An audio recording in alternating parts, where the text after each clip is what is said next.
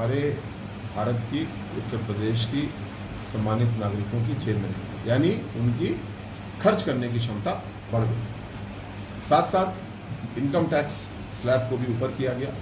उसका भी परिणाम ये कि लोगों के जेब में पैसा ज़्यादा रहेगा, खर्च करने की क्षमता बढ़ गई। जो आर्थिक उछाल इस दो बड़े कदमों से आने वाला है, उसके लिए हम प्रधानमंत्री मोदी जी को धन्यवाद देते हैं।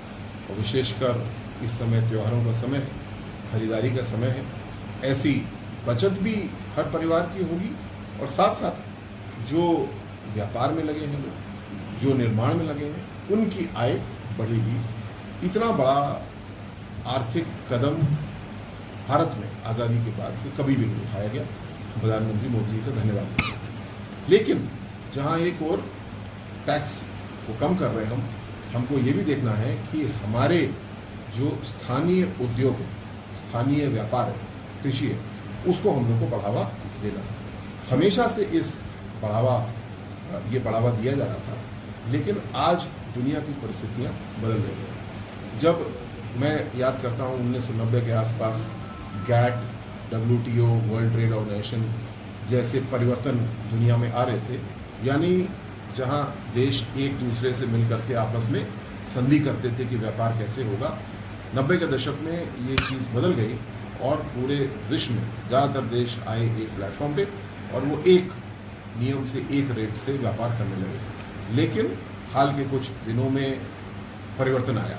अब दुनिया फिर से एक देश दूसरे देश से, यानी बायलैटरल व्यवस्थाएं बन रही हैं।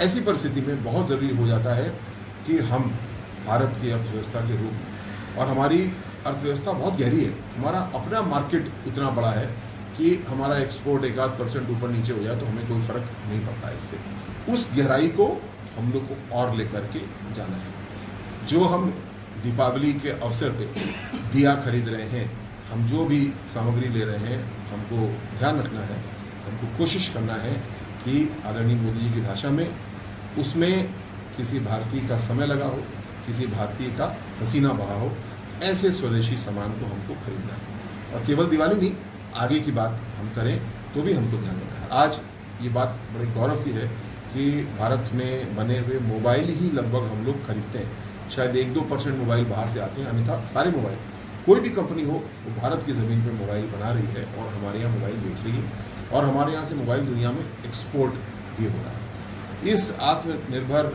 संकल्प अभियान के संचालन के लिए प्रदेश स्तर पे कार्यशाला और योजना बनाने की बैठकें हो चुकी हैं। जिले स्तर पे भी काम शुरू हो चुका है और मुझे ये बताते हुए खुशी है कि कल से हम लोग स्वदेशी मेला की शुरुआत कर रहे हैं। ये बोर्डिंग ग्राउंड पे आयोजित रहेगा। 9 तारीख से 18 तारीख तक ये मेला आयोजित है। आप सभी का इसमें स्वागत है। इसमें जो हमारी सामग्री है वो भी प्रदर्शित की जाएगी और साथ साथ स्वदेशी के ऊपर चर्चाएं भी होगी, कैसे हम लोग आगे बढ़ें। तीनों विधानसभाओं में भी आत्मनिर्भर संकल्प अभियान के संबंध में कार्यक्रम होंगे। तिरवा छिबरामऊ विधानसभा में 12 तारीख को होगा, कन्नौज विधानसभा में 16 अक्टूबर को ये कार्यक्रम होगा। इन कार्यक्रमों में कुछ क्विज प्रतियोगिता भी होगी, कुछ सेल्स की प्रतियोगिता भी होगी और साथ साथ एक घर घर संपर्क अभियान होगा, महिला एवं युवा सम्मेलन होगा, व्यापारी, लघु उद्योग और अन्य प्रोफेशनल्स का भी सम्मेलन इसमें होगा।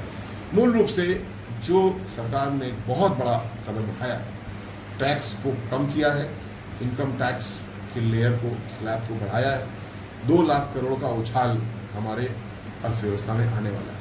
इसको अगर आत्मनिर्भर संकल्प अभियान से जोड़ दिया जाए तो हम समझ सकते हैं कि जो अर्थव्यवस्था हमारी लगभग 6.5-7% के बीच में ग्रो कर रही है, उसमें कम से कम 1-1.5 परसेंटेज पॉइंट की बढ़ोतरी हो सकती है। ये पूरे देश को आगे ले जाने वाला कदम है और इसमें हमारी डबल इंजन की सरकार और संगठन मिल करके काम कर रहे हैं, इस जागरूकता को भी विकसित करने के लिए और सार्थक परिणाम देने के लिए।